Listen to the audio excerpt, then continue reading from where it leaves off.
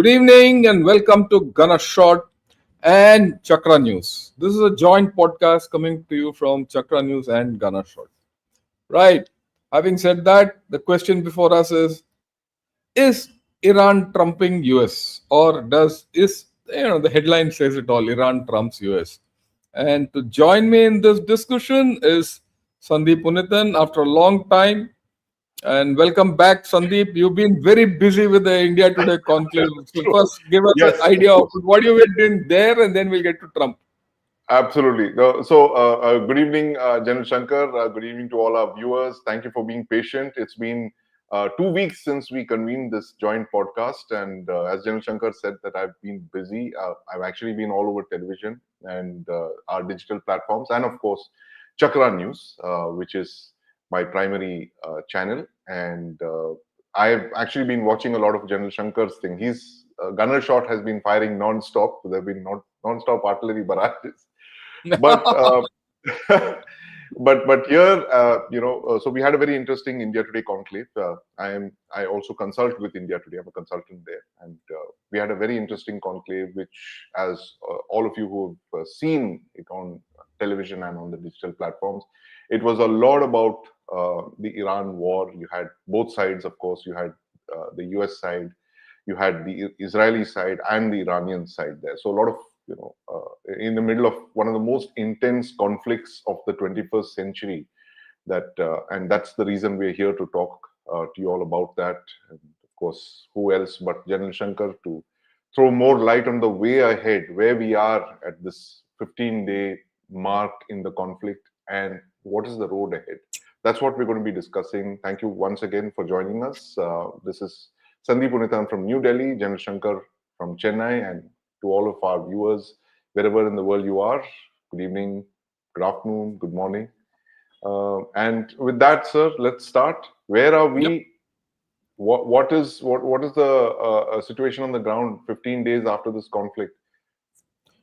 Yeah, to summarize, look, this conflict started on 28th February. It started off with a exchange of blows, counterforce blows. Yes. Both USA and Israel were targeting Iran's military infrastructure and a lot of civilian infrastructure too. And the leadership, And, of course. and the leadership. And we saw Iran responding on, military targets. That was the first phase, 2 days or intense exchange. And then, of course, we saw a shift in what Iran was doing. It started targeting the Gulf countries. Yes. And the region, West Asia, went hit as far away as Turkey and beyond. Even Azerbaijan, a lot of strikes all around.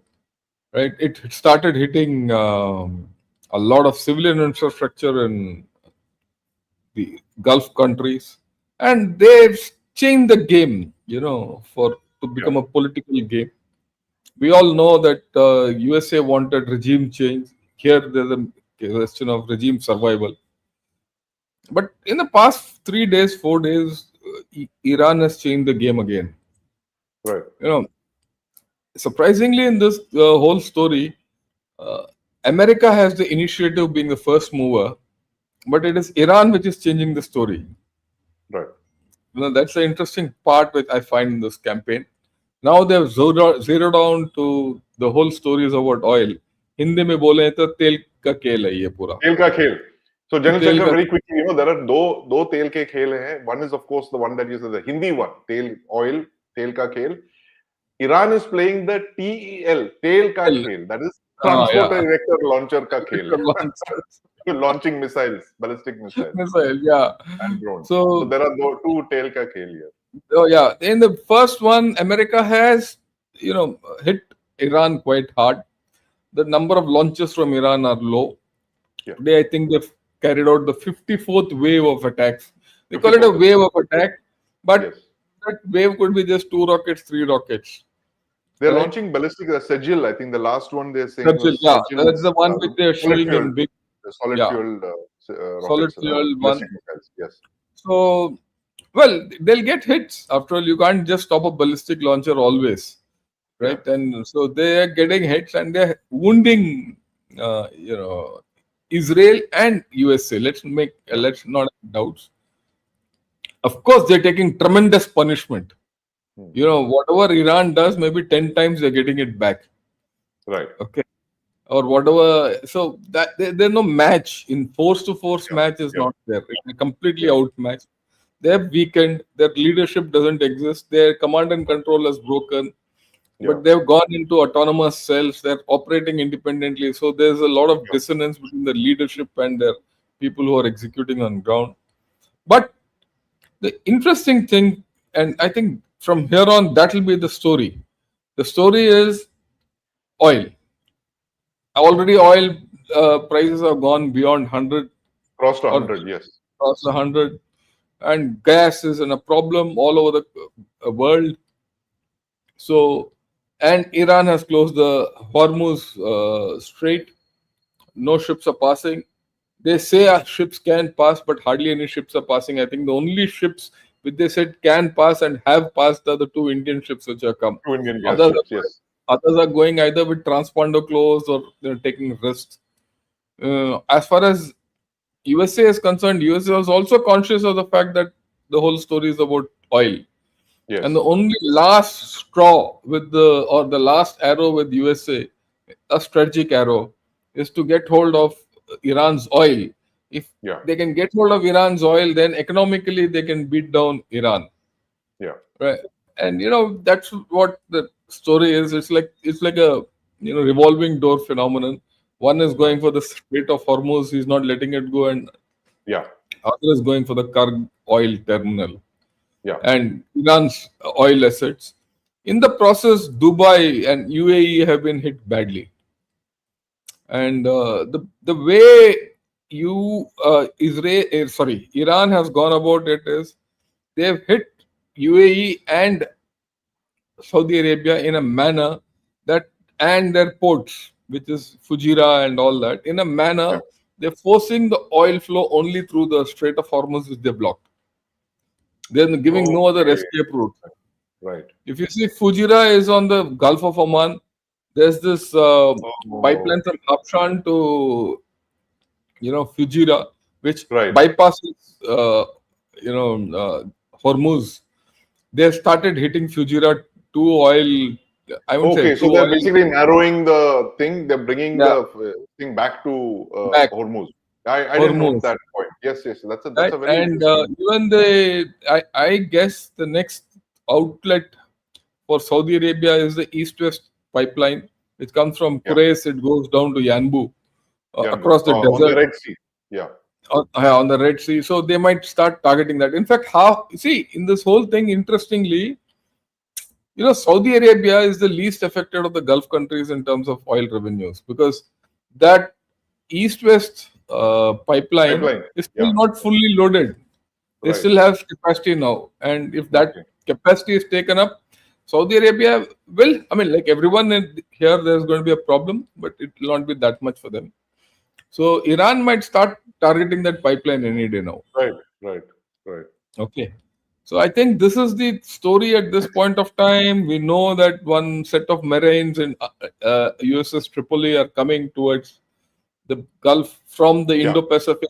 It'll take a They're in week the or South so for China them. Sea right now. USS Tripoli. Yeah, I was the just South checking. China Sea. They've By the entered time the they South come in, China it'll Sea. take another 4 5 days minimum. That's the A week. minimum. A week Week, and max. A by the week. time they get applied, it'll be another 3 4 days. Not Right. going to be in a hurry. So it's about 10 So days. Yeah. yeah, so that means this war is going to go on till then. 2 weeks. At Mm, least another 2 weeks. 2 weeks. In the meanwhile, we have seen Mr. Trump has given out a call to others Yeah. to join in the fray, and that's a smart move, actually, in my way of looking at it. And why? Because in the morning I saw it as a Trump call for other nations. Today evening I see posts coming out as a multinational effort Right. against Right. Iran. So there is a thing, and if you look at it, if these multinational forces do come into this, then Iran gets politically isolated, Okay. whether together or otherwise. So interesting times. This is where we are. Take on. Yeah, absolutely. So, a solid opening there, Jan Shankar. And, I think that uh, whichever way this conflict is headed. So very quickly, to add to what your opening Yeah, please go ahead. I was want you that to tell your view. the the US-Israeli plan was decapitation, a regime collapse, and that the people of Iran would rise up. Right. So I think the Iranians handled that part, despite the loss of the supreme leader Khamenei and 30, 40 leaders that were killed. I mean, all in one go. But, what were they doing, meeting together in a time like this? Despite that, they've continued, and that mosaic strategy of theirs has, held. They've continued fighting. So the initial objectives of the US-Israeli thing have not been met, and I think they went into this operation very clearly. This, Epic Fury and Roaring Lion. These were meant to be, my senses, 48-hour, 72-hour operations, because the forces they accumulated suggested it was a purely air driven effort that will shape the thing on the ground. And now they've realized that, oh, now it's going to be a war of attrition, so therefore they're having to fly in all their assets. More bombers are coming in. Bombers are being staged through Fairford in the UK. They're bringing that amphibious assault group. So, while we talk about the invasion of, there's talks of boots on ground as well. We'll talk about that a little while later. So I think initial thing, there was complete confusion in the sense that they did not achieve the objectives that they wanted to. They have destroyed the Iranian Air Force, the Iranian Navy. But Iran's strength was never its Air Force nor its Navy. It has always been the missiles and the drones. I mean, that is, they have literally introduced this Shahid 136, or rather, I should say, reintroduced it to the world, because Shahids we've been seeing as the Geran in the Russia-Ukraine war.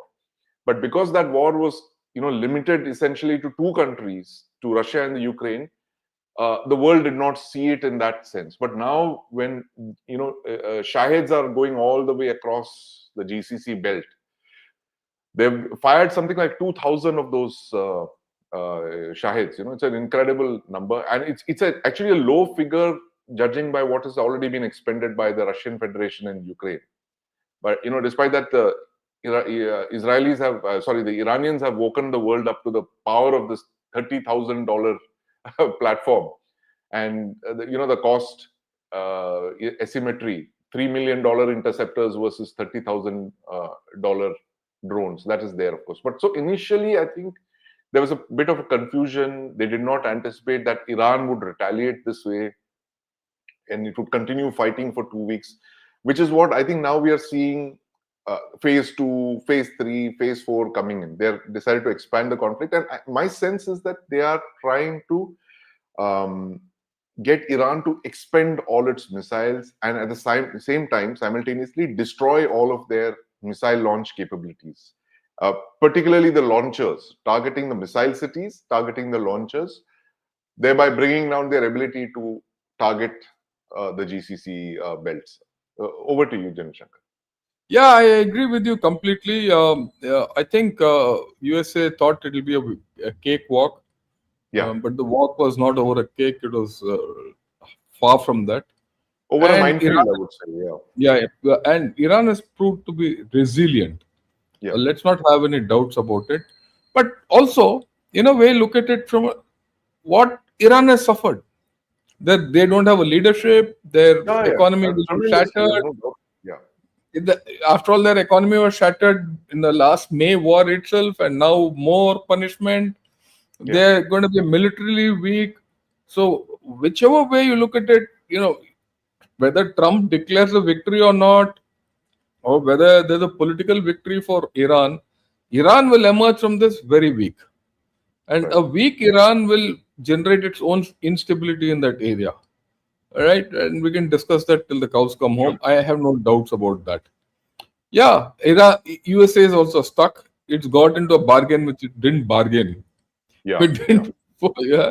Now they Trump, have to. the first American president not to start any wars. I, in fact, ended wars. I've ended 8 or 10 or 12. I don't know. I lost count of it after a while. Yeah. But in 2026, he's joined the ranks with the rest of the American presidents who Yeah, yeah. jumped into a war. And very And quickly, two big things that are coming up, two milestones that are coming up, which would be weighing on Trump's mind. One is April yeah, 2026, the meeting with Xi Jinping. Xi Jinping. Can he afford to go to meet Xi Jinping while his forces are still enmeshed in conflict with Iran? That's one. The second big date, to my mind, 4th of July 2026, 250th anniversary of the founding of the United States. Right? Yeah. Let's take on the first one, Yeah. whether he'll be able to go and meet Xi Jinping in April. I think he will. He will look at him in the eye. Look him in the eye. Oh, yeah, more than that. Look, if I can identify a real loser in this war, it is China. Why do you call China a loser? He's not been fighting. Yeah, Maybe that's his why he's lost. HQ9s have taken a beating, but apart from that, he's Look, it's not that. In the first phase, first 3-4 days, 5 days, in fact, about 6-7 days, it was very clear that China was helping Iran with, intelligence and satellite reconnaissance and inertial guidance systems and all that, yeah. navigation and all that. Yeah. But all of a sudden, that talk has gone. That ship is no more there, or no one is talking of that, spy ship of China which was I hanging think the around. spy ships are there because Damien Simon has been tracking these, and he says that in fact a third ship has entered the. Maybe okay, but they have not been active. There's Right. not much talk of it, and I'll tell you why. The fundamental reason. Right. You see, China was supporting Iran, fine. Yeah. Iran became active and they started hitting all over. Right. Now, hitting all over was to China's detriment. As a result, they've closed Strait of Hormuz, which means China is stuck without its own oil. Hitting other Gulf countries where China has huge interest, BRI interest, is against China. Right. And everyone now knows China was helping Iran. So what will be the response of all the Gulf countries when China comes says, "Oh, we want to do projects here"? One, a very major thing. The second major thing is this: China is a one-trick pony now. Okay.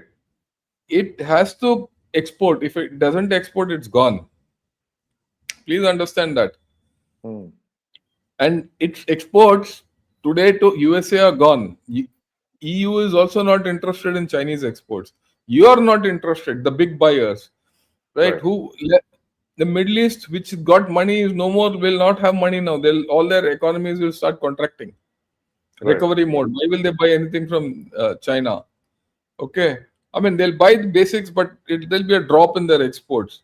Who else will this thing? With the way the global oil prices and inflation are going, many countries will stop buying Chinese stuff. They will see, everyone will look at contracting imports. Yeah. So, I mean, it's not against China. They'll say, why should I buy imports so much? So, if that is the case, they'll first, the axe will fall on China, isn't it? And who will buy? African countries. So, as a result, China's exports are today at stake. Many people realize this. This is probably a little over the horizon. Right. And when that happens, China is going to get hit very hard. And that is why I say that Xi Jinping has got all the trumps with him. Not Xi Jinping. Trump has got all the trumps with him when he meets Xi Jinping. Right. No, but and very quickly to our viewers, this is a point that General Shankar raised again last year in December, where he said that Trump's move on Venezuela is actually to curtail the source of cheap oil to China. China was importing its three biggest oil. It imports 11 million barrels a day. Russian Federation, Venezuela, and Iran, the three largest suppliers. Venezuela is out as of now. Iran also is in jeopardy. It's only getting oil from Russia, a lot of it. But no, even Russia. See, the thing is, Russia is no more giving discount oil. Yeah, no discounted oil. That's right. So that's a big difference. He was getting, Chinese chaps were getting oil from Russia at $50 a barrel. That's gone. Now Yeah, it's 90 to 100. 90 to So, 100. So he's paying double. whichever way you look at it, China has gone to hit. Some buffoon has said, he's talking nonsense. Right? And about this discussion, and China has rare metals. See, rare earth metals and all won't work at this point of time. The bigger problem for China is internal. Yeah. I mean, if you're not understood, if you people, those of you who are watching this don't know, China is in a big mess internally. The Hmm. NPC has just finished. That is called two sessions. Their results are out just now, and Xi Jinping internally is not on a great wicket. Right. So, as a result, China is on a slippery slope. So, we'll leave it at that because we'll get back to the main thing. Sure. So this Iran, of course, is a very important oil exporter to China. It's not importing. It's not sending out as much oil to China, right? As of now, Not because of now. the Hormuz. Yeah. Yeah, yeah. See, after what has happened in Kharg Island yesterday, which ship will go berth alongside Kharg Island? Kharg, yes. Kharg Island was hit yesterday. It might be hit tomorrow again. Yeah. Which Yeah. ship will go and fill oil from Kharg Island? So virtually, in a way, the Iranian oil revenues have already been hit badly. Right. Okay. And China has also cut down on those drills. They're not doing military drills around Taiwan anymore. Oh no They're, no I no! think, All that is gone. they're All that is gone. All that is gone. conserving oil and gas. Yeah. All that is gone. I mean, you add the internal problem to this whole story. They're in a bad shape. We have to Yeah. understand that. Anyway, let's get back to this place where there's a lot of action. Kharg Island. Let's talk Okay. about Kharg Island, Jan Shankar. You know that I think what the US is looking for is the leverage, strategic leverage over Iran, which they've not had. So it's this one particular island that we've been talking about. It's Kharg Island. It's 25 kilometers off the coast of Iran. It's about 480 kilometers to the west of the Straits of Hormuz. It's about 20 square kilometers, as you can see. The oil terminals and the storage facilities that Jan Shankar is talking about, that those are at the south of the island. And you can see the terminals over there along the southern part, southeastern part. The northern part is where you have a airstrip. It's about a 2 kilometer. It's a long runway there. And this island has got, it's a coral island. It's got fresh water. There's a town there also, Khark. It's called Khark. It's got a population of about 5,000 or something on that. It's a very scenic, picturesque island. I've seen pictures of it, very picture postcard. It's a coral island, like I mentioned. Now, this is the big, big thing. It is through which something like 90% of Iran's oil flows out of. It's literally the world's most precious tap, you can call it. It's not a storage thing as much as it's a tap where all the oil pipelines from under the sea come here to Kharg Island.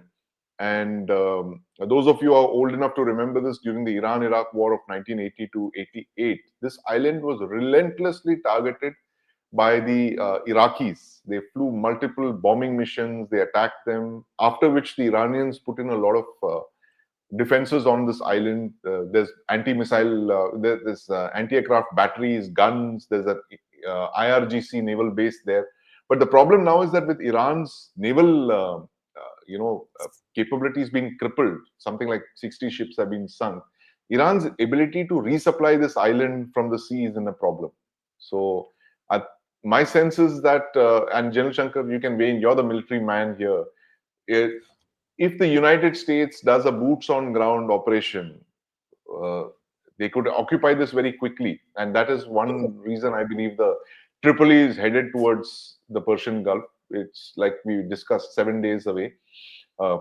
7 to 10 days away. It could come here, it could launch an operation, capture the island. What are the chances of the US using this island as leverage against Iran to open the Straits of Hormuz? Look, that's a threat. That's the only threat which will make Iran come to line. Because Iran is militarily done, economically short. And their only source of revenue is oil. And if that is taken away from them, they are done. So this island is very important to Iran. It's not only important to Iran; it's also important to USA. Because And if it's important to us as well. yeah, yeah, no, Yeah, we'll come to that. yeah, If USA takes over this island and gets hold of the oil, yeah. they laugh their way to the bank. Okay. Hmm. And the thing about this island is it's approachable at any given time. They've got it's there are deep water berths for about 10 ships at a time. Yeah, So for USS Tripoli to come alongside and mount an amphibious operation is not a big deal. yeah, So it's vulnerable. right. And by the time the actual Tripoli comes in and does any action out here, I'm sure the defenses of this area will get degraded badly. Yeah, yeah, Right. So this is a great vulnerability which US has lashed on to. right. But the counter to this vulnerability is with Iran. That is the Hmm. Strait of Hormuz.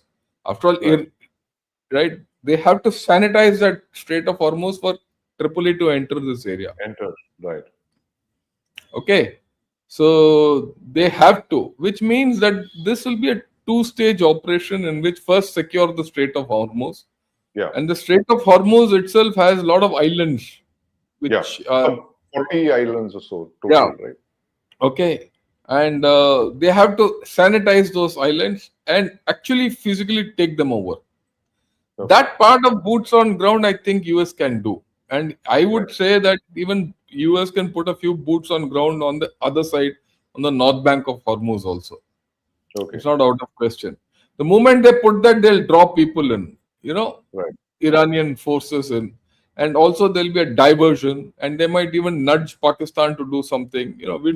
We've not seen this game plan coming out so far. But I'm giving you the vague ideas of how it has to be done. Hmm.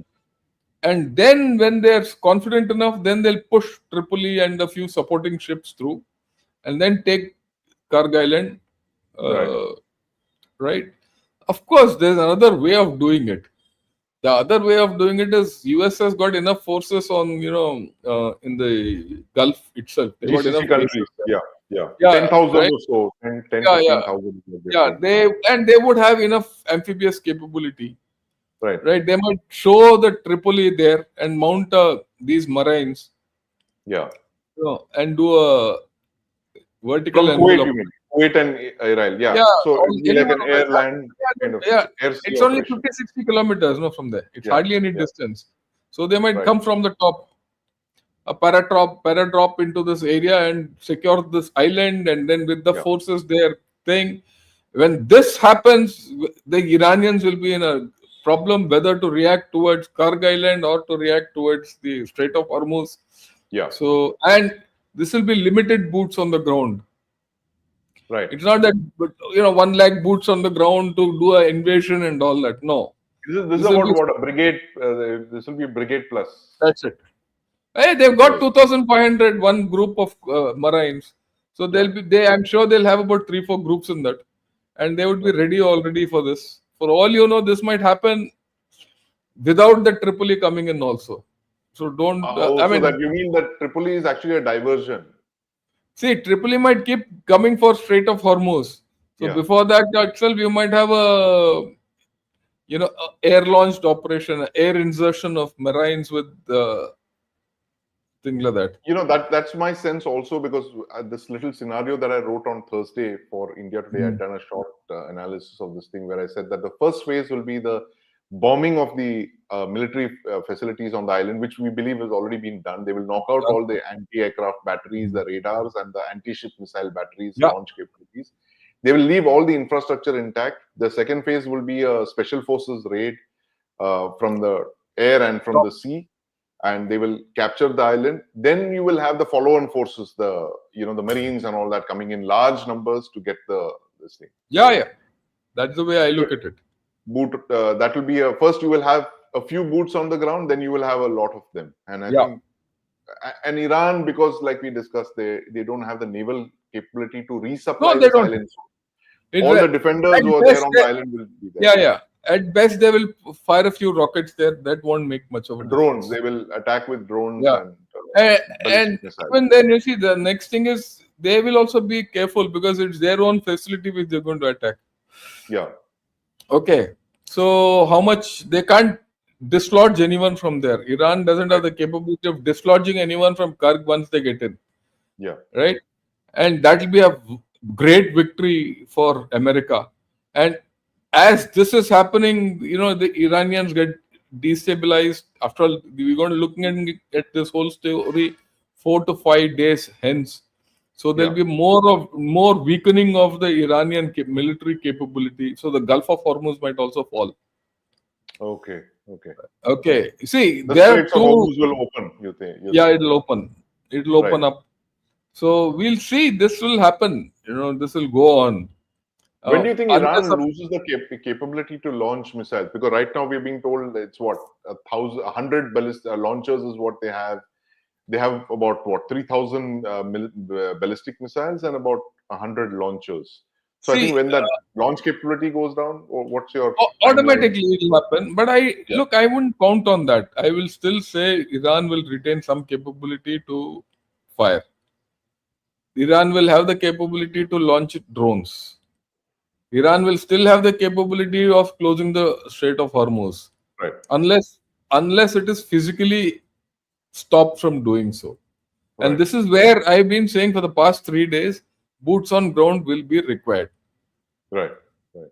You can't do it from Okay, the air. Yeah. they can't do it from the air. You Right. have to sanitize the islands in the Strait of Hormuz. You have to sanitize some part of the North Bank and push anyone who's trying to launch any rocket system and all back. Right? Where exactly and all that, of course, I'm sure they will take care of it. And they need to develop a local surveillance system, a very Right. strong surveillance system by which anyone launching to stop the Gulf of Hormuz is stopped. And Yeah. mind you, in all this, what Trump has done today, many people have misunderstood. They feel that no, now he's gone to the world for asking them to join in and all. But it's a Right. shrewd Right. political move, Okay. a very shrewd political move. Because now he said, "You come, you want oil, please come." So they'll Hmm. come. Already France is saying, "I will come." France and Italy have started speaking to Iran. So they will say, "Look, if you are going to behave like this, there's no way. Come to the table." So some parlay is on. Today, Trump also said they said they want to talk and they want a deal. I'm not happy with the deal, so I'm not giving I'm in. not going to give them a deal. Yeah, that's what. Deal. So all these stories are on. Yeah. All these stories are on. So let us see where it goes. Okay, I've said enough. What's your view about this whole story, which I've said? I no, I am fully with you on this. I think that Trump is. I think while the initial U.S. Objectives may not have been met, the longer this war goes on, of course, this is going to be decided, like we've spoken about, is by markets and munitions. So I think markets have tanked a bit. Um Oil has crossed 100, as we discussed. Munitions, the US's interceptor things are being degraded, so I think they're rushing in supplies from elsewhere. They're denuding other fronts. They've taken out a lot of their stuff from South Korea and they're bringing it over there. So Kim Jong Un would be very happy.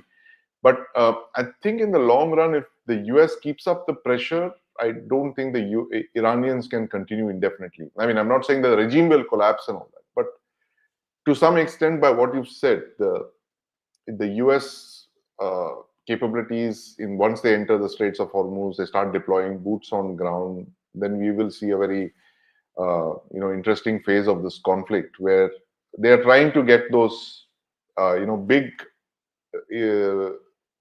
let's say mission accomplished goals where they can then say this will be the off ramp for us.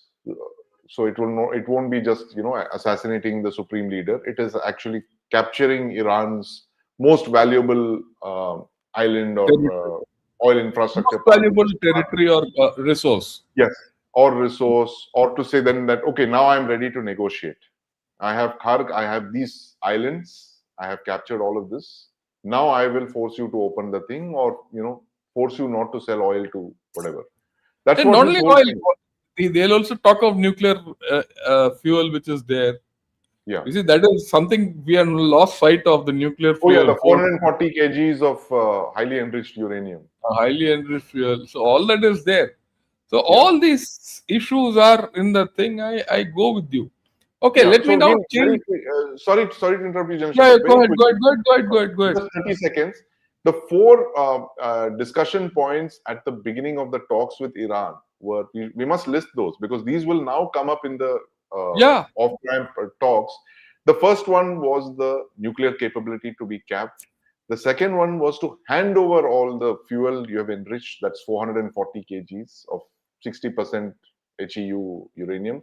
Third one was dismantling Iran's ballistic missile capability to launch 2,000 kilometer long, missiles. I think that will also be up for discussion. And the fourth one is the axis of resistance, which is all the way Hamas, Houthis, Hezbollah's, yeah, Qatar Hezbollah, and all that. So these 4 points, just for the benefit of our viewers, are just listing it because these will come up in those yeah, talks that will follow. yeah. Now let me ask you. I'll go on a tangent, and in the India Today conclave, we saw this, like you said, the Israeli ambassador, the American ambassador, and the Yeah, Iranian Iranian ambassador come and ambassador. talk. Yeah. So, yeah. Was there any sense, off stage? Did they meet? Did they exchange any No, pleasantries, there- or any moves to nothing, nothing. There was, that? there was, they were all, at different parts of the day. The US ambassador was on Friday. The Iranian ambassador was on Saturday, the first half. The Israeli ambassador was in the second half. So I think there was no opportunity for them to meet or even Mhm. cross each other in the corridor, or no puller sides. But Okay, okay. it was interesting. I think the high point of this conclave was the fact that you managed to get so many ambassadors and so many international perspectives. And because you're in the middle of a conflict, everybody, I was just thinking back in the day when Iran-Iraq war would take place, it would affect us. Not it would affect us, of course, because you had a diaspora there, you had our oil coming in from there, but then we were not a big economy then as we are today, and we are more critically dependent now. We have a bigger diaspora, of course, we have other interests, and plus we have 24/7 coverage of the war, and everybody wants to know. So the kind of curiosity that's there also is much bigger than what it was in the first tanker war, tanker war 1.0, Yeah. which was 80 to 88. So in a sense, there are lots more questions people want to know. My housing society here in Delhi, where I live, we had a cooking competition yesterday, which has been called off because we said, look, in the middle of a LPG crisis, LPG crisis. you can't have a cooking contest, so let's postpone it to when there are better times. And so everybody is being affected now. The people on the ground are being affected now. And I think one of the most interesting parts of the conclave, India Today conclave on Friday was we had a very interesting discussion where we got the all the editors of India Today magazine for the last 50 years, starting from T.N. Nayanan, Prabhu Chawla, Swapan Dasgupta, Raj Shengappa, of course, Arun Puri. So they recreated a editorial meeting, all these old editors sitting together and say, what is our cover for the next week going to be, right?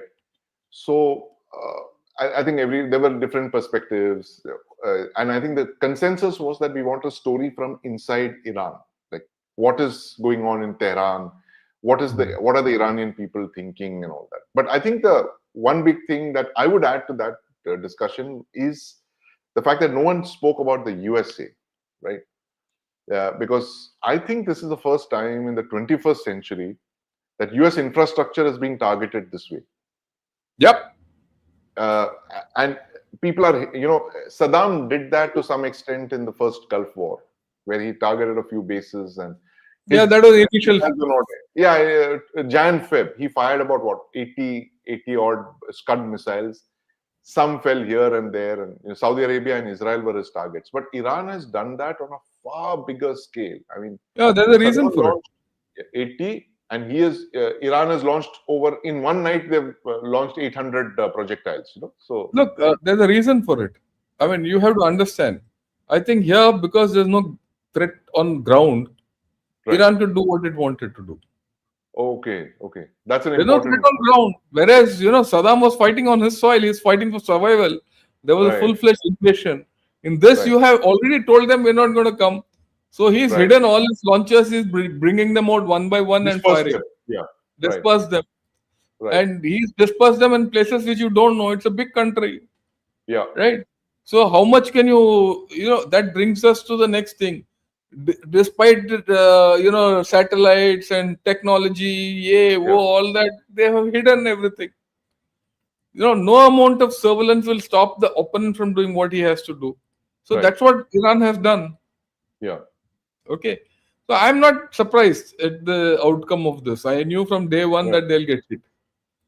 And now they're suffering that pain, and they're learning. Right. Americans being Americans, they're learning. They've now got on to fundamentals. Right. The Right. fundamental is, yeah, you have to capture ground. Right. Okay. Yeah. So I think that is important. Okay, let's getting back to that conclave, which a Yeah. question which Yeah. I wanted to ask. Sure. Look, apart from all what is this thing, what is the general mood, the international mood? Because a lot of ambassadors came and a lot of these three ambassadors didn't speak together, didn't meet, Yeah. nothing. But Yeah. what Yeah. is the general mood of the global, I wouldn't say the global representatives here? No, I think the general mood was like the German ambassador, for instance. He was saying like, "You guys launched a war, you didn't tell us about it. You took us completely by surprise." I think that is the mood even on the Indian side. That like, look, you just launched a war where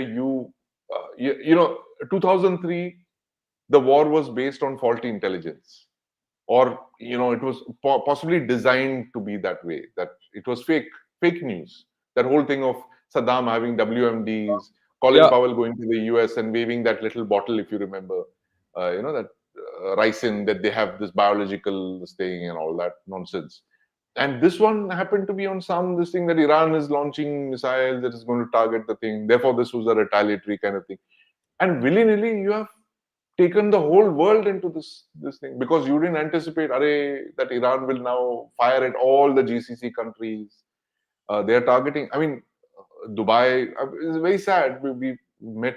I met some businessmen from Dubai who had come in there for the conclave, and they were very unhappy. They said, "Look, boss, Dubai was made on this entire thing that there will not be this war. We will not be targeted. A lot of Iranian money was being parked in Dubai, right? That is something that no one's been talking about." And now they're hammering Dubai. It's the real estate market is going to go down 2 years. It's going to take Dubai 2-3 years to recover from this, because a lot of people don't know that Dubai has actually been hit harder than Israel. yeah, yeah, yeah. Yeah, even now it's Dubai. Yeah, it's Dubai and UAE. I mean, that's a very big blow to them, and people have missed that point. Israel is, well, the people are resilient. You have the world's most impressive missile defense array in Israel. Dubai is not seen this kind of. They have interceptors. They've invested in that, but they've not seen this kind of conflict. Okay, let me ask you another question. What is the strategic surprise of this war? I think the strategic surprise is the resilience of Okay, the regime and B of the people.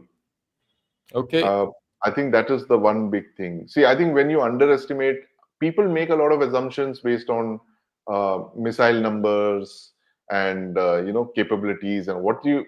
We should find out a way of looking at the resilience and the will of a regime to fight. That's a very important metric to bring into account. Yeah, yeah. I I think think that is you're the valid. big surprise. Yeah, That's a strategic surprise. But can I add one more to it? absolutely. Yeah, it's the Strait of Hormuz. No one expected the Strait of Hormuz to close. No, I think, Jan Shankar, right from the beginning, Iran has been threatening that from day one. Yeah, but no They one said, expected it. well, because I think they were all thinking that, will Arey they ka- be able to do it? Now they've done it. Yeah, they've done it. Now done it. They know you don't know what to do. Yeah, You see, you don't know what to do, and look at it a little over the hill. You see, at the end of the day, when the curtains are drawn on this war, Who will control Gulf of Hormuz? The Straits of Hormuz will be controlled by. I think it will. The US will invest in forces there.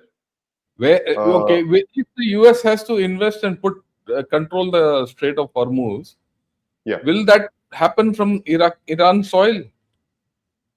Uh, Assuming the regime survives, then there's obviously no way that you can, No way. put boots on So them. if this So it'll regime be is on allowed, Oman, yeah.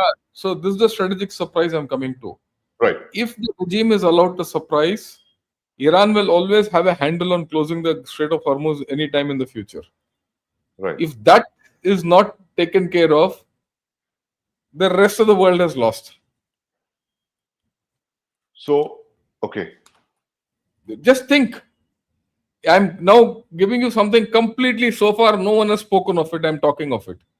right, From hereafter, Iran knows that look, if this regime survives and there's a drawdown immediately and all that, Iran now is very confident that it can close the Strait of Hormuz anytime, right. and all of us are at hostage to Iran hereafter.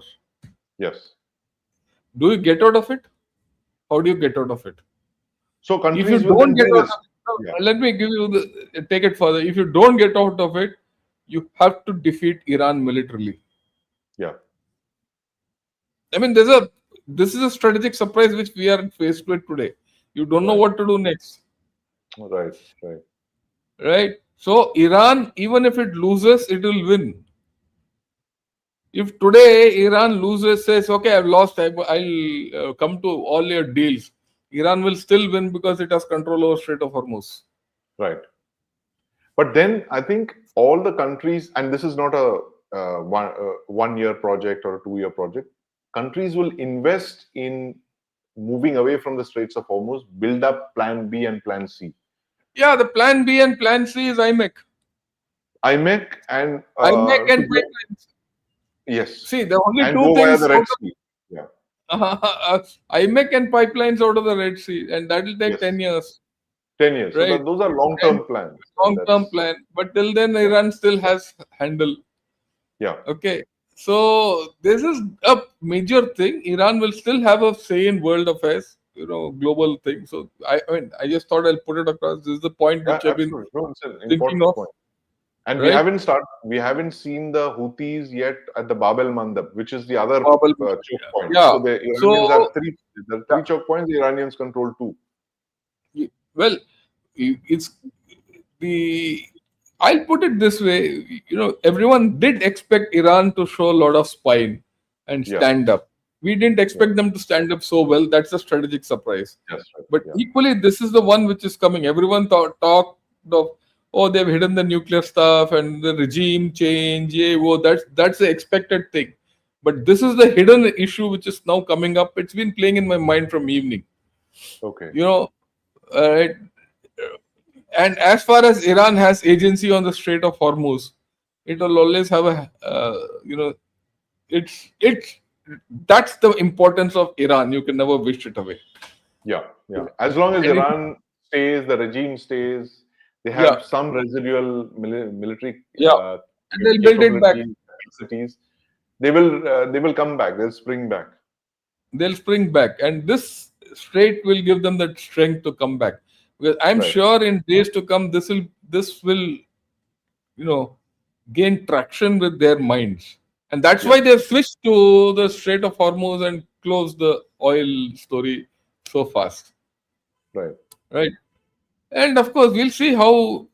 Okay, let me ask you a question. How do you see the global scenario, China, Russia, the other things going? And then we'll talk of USA, what it has achieved, not achieved. Sure. I mean, so China clearly, like you China, said, we've discussed. we've Let's talk of discussed. Russia and India also. And what Russia is your has sentiment? bounced. Russia has bounced back in a sense because they can now sell their oil. They're making $150 million a day because they've been allowed to sell oil. So they're coming back. Russia-Ukraine war has gone off the table. No one's talking about the Russia-Ukraine war, but I think the Ukrainians are back at least at the tactical level Yeah, because with they the have tactic now drone. with their drone interceptors and the ability. So Zelensky has sent all his people there to the Gulf. They are deploying those low-cost interceptors, Shahid interceptors. They're teaching them how to intercept it. So that's been so in a sense there is a linkage between these two conflicts, current conflicts, Russia, Ukraine, and West Asia, Yeah. Iran, US, Israel. Yep. There's no doubt. There's no doubt on that. And the EU, I think EU is also smarting from the fact that Russia has been let off the hook. So you find that there's a dissonance between US and EU. Yeah, yeah. Right. And what is your sense you got in the conclave about where India is going? Is India on the right track? Where do you see? What I is the think sense you get? I think India's our diplomacy will be quiet. I mean, there's been some criticism whether the prime minister should have visited Israel at the time that he did, just 2 days before, operations, one day before, that kind of thing was there. But I think we played our cards well. The Iranians are letting our ships through. I think we are in a situation now where we are friends with everyone here in this conflict. We don't have enemies in that sense. So Yeah, whether it's that's the an US, important thing.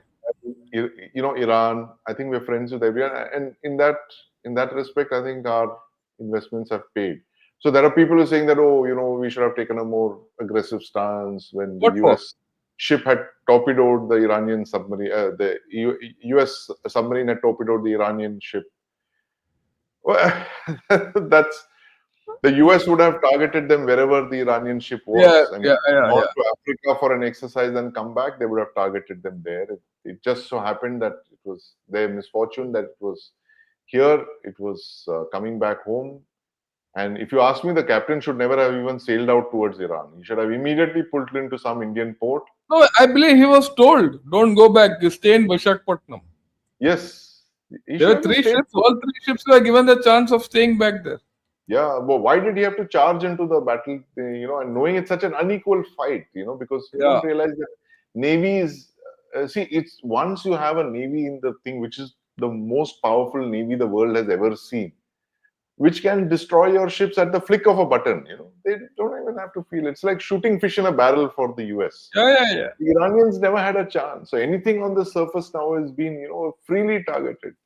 The only thing that is escaping are the launchers and the missiles, because those are being hidden under the ground.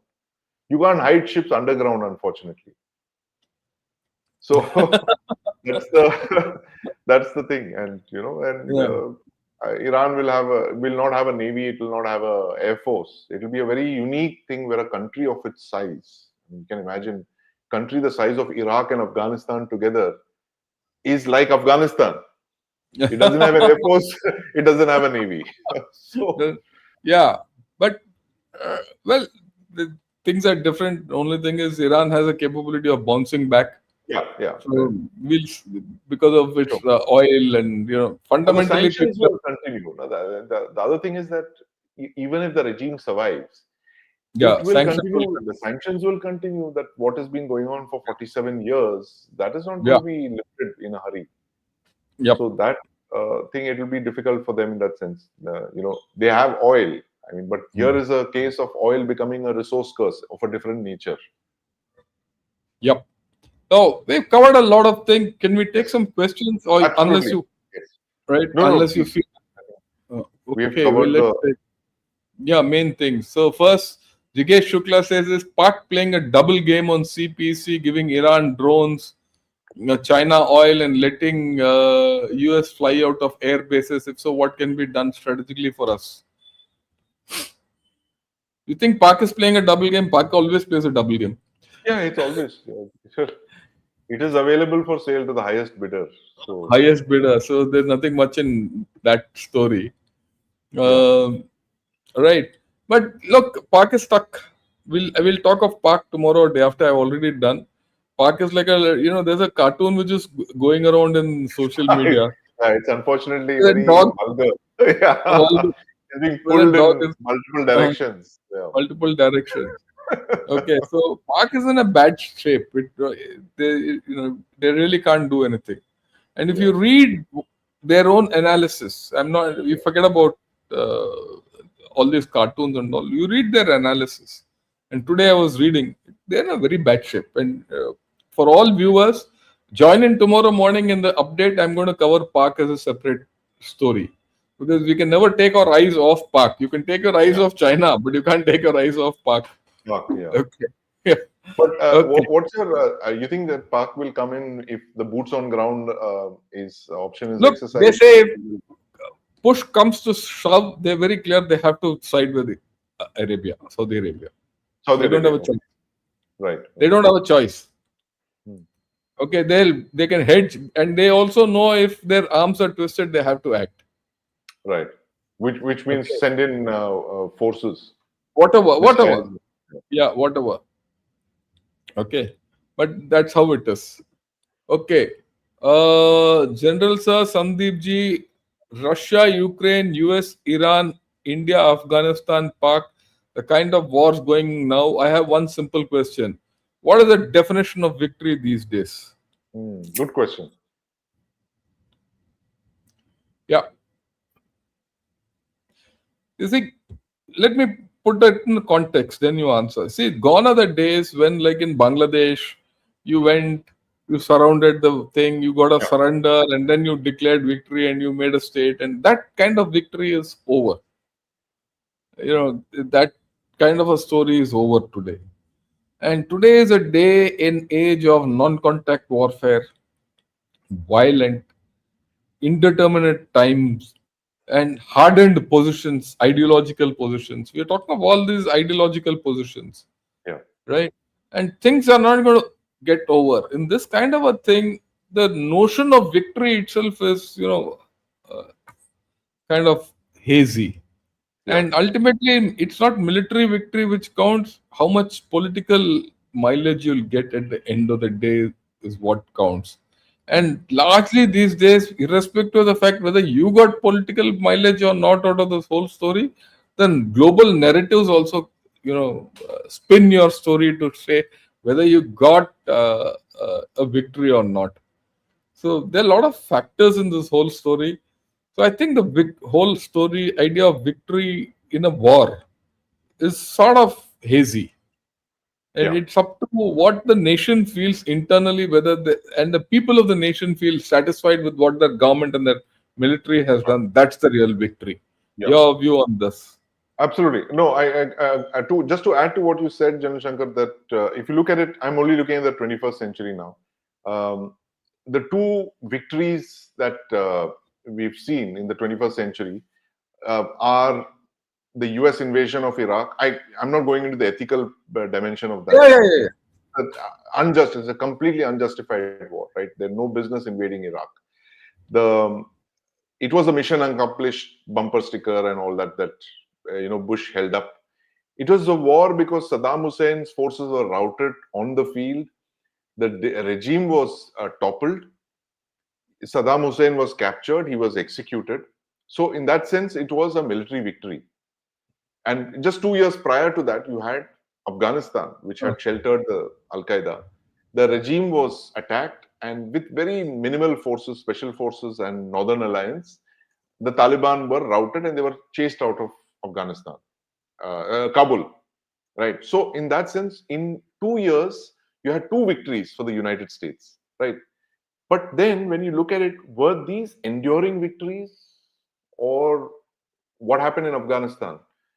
2001, 2021, right? You spent $2 trillion, thousands of service personnel lost, Taliban 1.0 replaced by Taliban 2.0. So was that a victory? Or that was a tactical victory because the Taliban, by virtue of being there on the ground, the strategic victory was theirs, if you look at it. Saddam Hussein, well, you can argue that the Ba'athist regime has not returned. Saddam Hussein's descendants haven't come back. And the character of the Iraq thing has been that the Shias have taken over there. So the Sunni Arabs are out, but they are in some form in the government or so. So, in that sense, I would say that 2003 was the only long lasting US victory, that they have bases in Iraq. They have some say within Iraq, So that. But I completely agree with you that unless you are able to launch these kind of ground forces, ground invasion, topple a regime, do that surrender ceremony, mission accomplished, all of that, the notion of victory is if you spin, you win. That kind of thing, Yeah. I would. Hey, that way, look at it. Afghanistan, not Afghanistan, Venezuela was a victory for the US forces. All said and No, done. The way they. that is, yeah. Well, actually, yes. Venezuela also, again, as unjustified as that war is. I mean, That's a different story. it is. He has captured the country. He has got the president out, and he controls the regime. Has not been toppled, but the regime is now in favor of the US. They're doing what the US wants. Cuba is also coming Yeah, yeah. online. Cuba is a major victory. I mean, look, So it is, yeah. It's not happened in. I mean, just imagine that. Donald Trump was what, an 8-year-old boy or something when yeah, when this Castro whole took over, story started. when it started, 8 or 10 years old. I think he's going to be 80 years old this year, Yeah.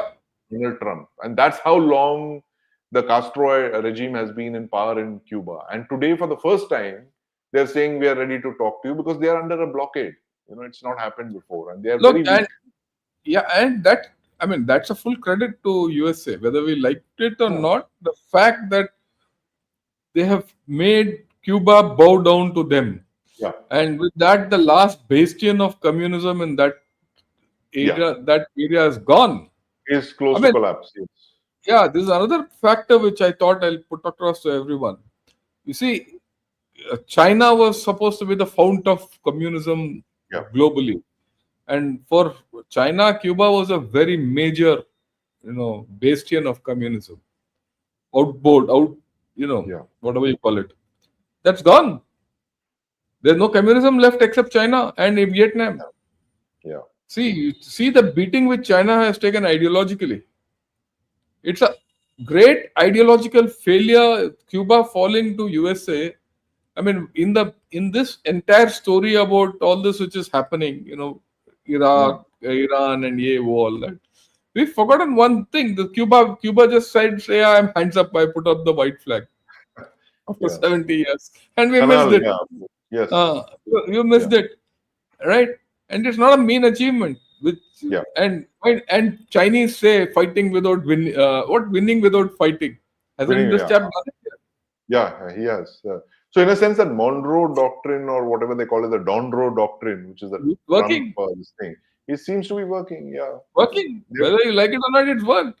cleared his Look, backyard. He's he yeah, cleared he's his controlling his backyard backyard. completely. Yeah, Greenland virtually is in his pocket, yeah. right? He is also split Russia and China. Understand this. Hmm. They might not have split fully as enemies, but there's no friendship left between the two of them. Why is that? When do you see that happening? Look, Russia is already in the dollar economy. Why will he get out of it? Okay. He'll now say, yeah, why do you need me to stabilize your global oil? Yeah, and Putin will talk his way through with. Why do you think they met at Alaska? They have a Okay. basic understanding. So he will ditch Xi Jinping and he will tell this Xi Jinping, now you buy oil from me at $100. Okay. Okay, then he'll ditch. So that's a great thing which Trump has achieved. Whether you like, I mean, I keep saying I might not like Trump for having done what he did with Iran You're right. on a moral basis, all that, for many things. But I just love him for what he's done to China. Yeah, he's done.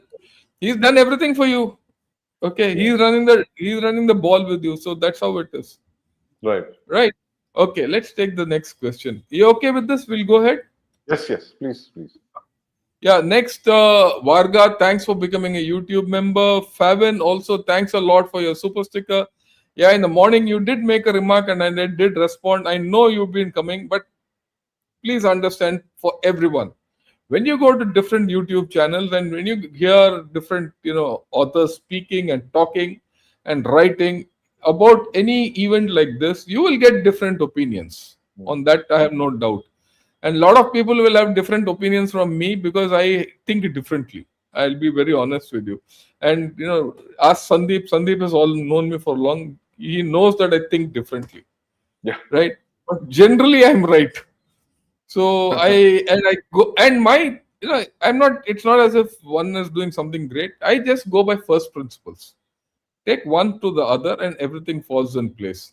So I want your views on this, not my capability, on the fact that, why people should see different channels and, absorb the best from them. Your view. Yes, no, I completely agree because, and the one reason, like General Shankar was saying, and this is not to flatter General Shankar, I'm a big fan of his, but the fact is that he does tend to think differently, and most of his judgments, I mean, literally all of them have come true in one form or the other. And the one thing that I keep going back to is the fact that he said last year that at a time when we didn't know what Trump was up to, he actually said that Trump is going after China's sources of cheap oil, which is the three countries, Russia, Venezuela, and now Iran. So that was a early, assessment for us, and I'm sure people in our government would have factored that into their, We are not anywhere near. but at least to look at where the US would be heading next. So I think 2nd of Jan is when he made that statement. Yeah. Venezuela, the And not, minute yeah. yeah, Even in Venezuela 2020, operation, Iran, yeah, even in 2020, when the Chinese were coming, you remember I told you that they'll not yes, come further. that's right. No, it is. So in 2020, we all thought it was an invasion that China was planning and warfare and all. The General Shankar's point was that, look, I've just looked at the way they're dug in. It doesn't look like they're coming for conflict. This is just muscle flexing. They'll just come there, they'll threaten. And it was, what is the thing? Belligerent war avoidance. I remember that Avoidance. phrase. Belligerent war Void of. avoidance. Yeah, it's an oxymoron of sorts, right? yeah, it's an oxymoron, but that's how it is, and that's how they behaved for the past 4 years. Yes. So they That's didn't their come to behavior. fight you or anything. They'll And not that fight. Galwan, it is unfortunate what happened. I mean, we lost a lot of our brave soldiers there. But and not to trivialize that at all, but to say that it was actually a pre-planned military offensive that they planned. I don't think it was an offensive. It was just a backstopping multiple border incursions with armor and artillery and infantry. That's it. That's what they were doing. Yep. Then it says Abhishek, thanks a lot for becoming a member for 8 months, and great session. Thoroughly enjoyed. Yeah, today, today's evening's flavor of the session is different because Sandeep is there. He's brought a Thank you. No, I'm Thank not you. joking. They're completely different. Yeah. Yeah. This is something interesting. Yeah. Yeah. Wait. What happened?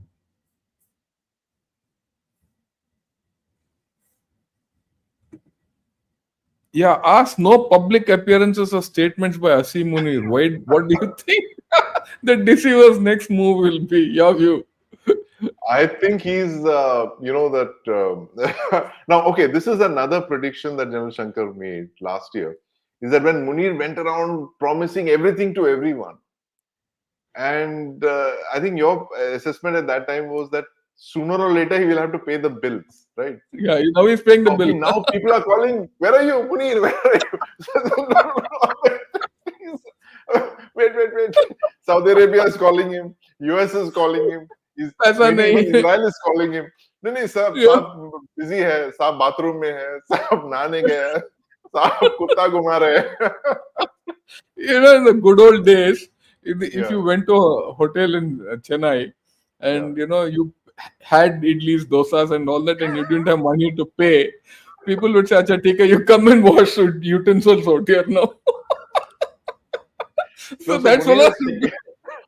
Munir is ready to wash utensils today. That's how it is.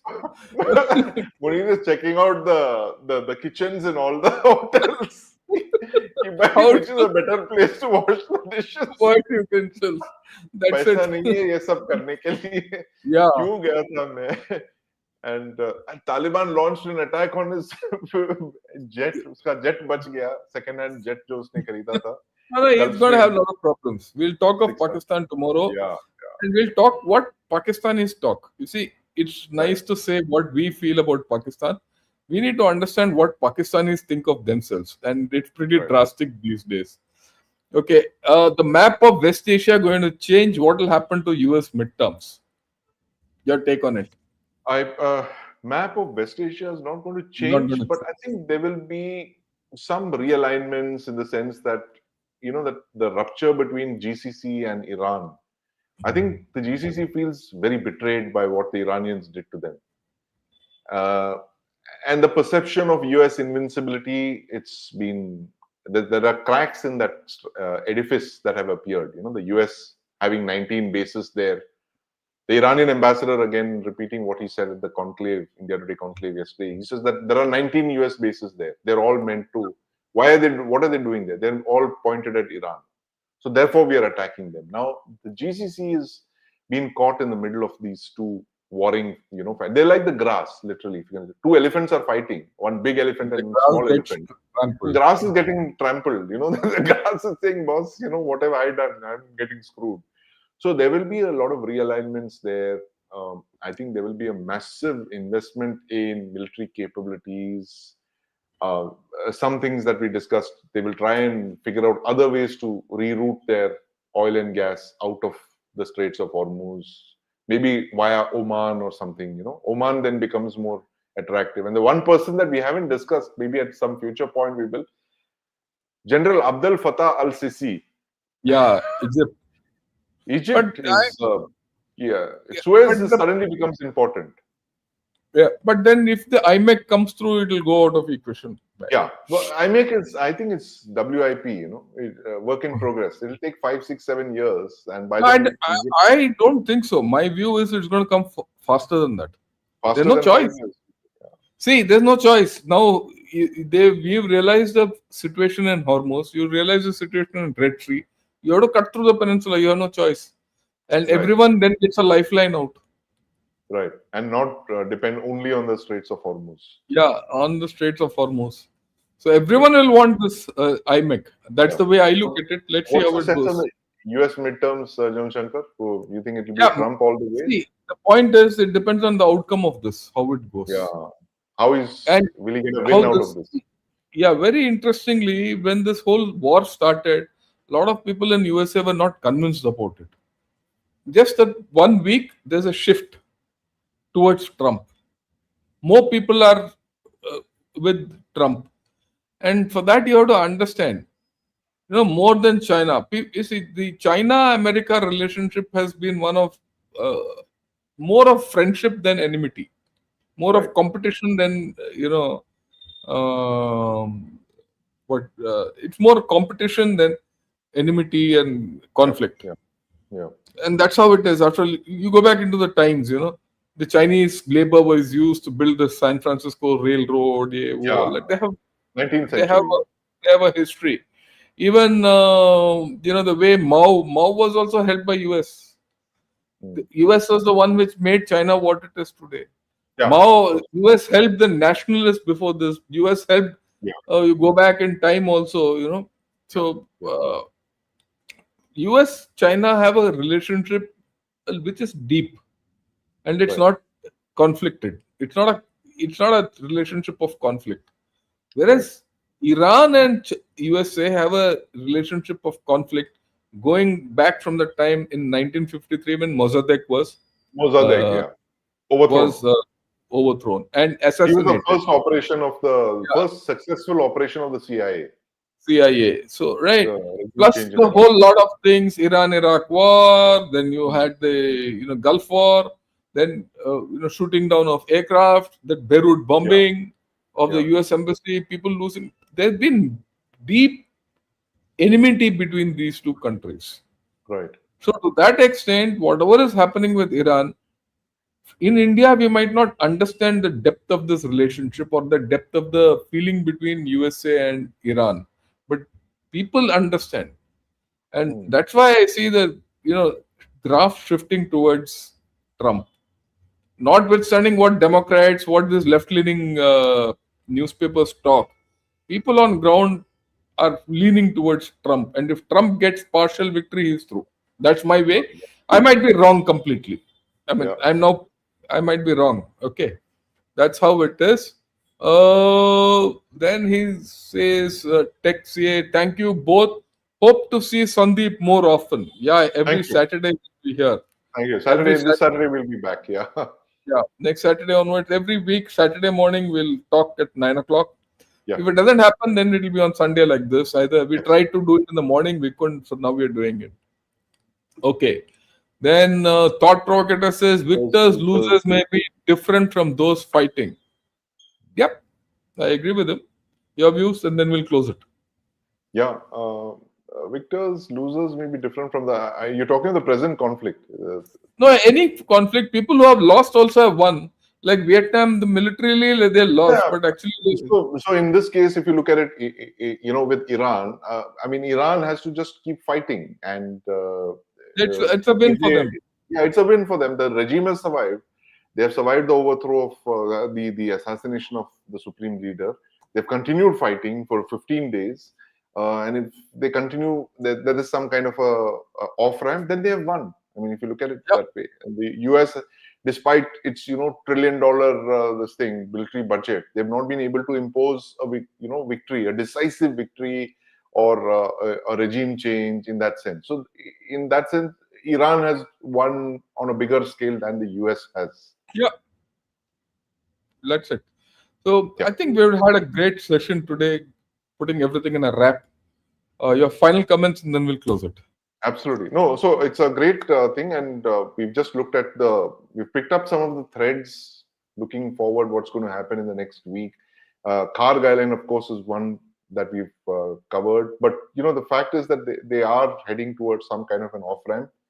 And as General Shankar mentioned, it looks like a week, 2 weeks max. General Shankar, correct me if I'm wrong on that assessment Yeah, of yours. that's A it. fortnight, That's it. more of fighting, and then they're going to kind of start talking and look at this thing. But overall, like you said, the map of West Asia is not going to change significantly. Both sides retreat to their respective sides.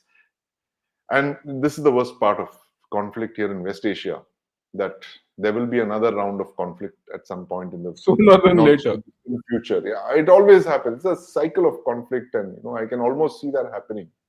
And this present round, if I can put it, it actually began again on 7th of October 2023 with what Hamas did Hamas.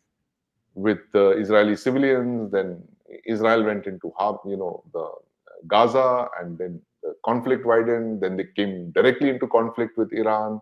So what we are seeing today, Israel, Iran, and US, is actually a sequel to that thing, the 12-day war which happened last year.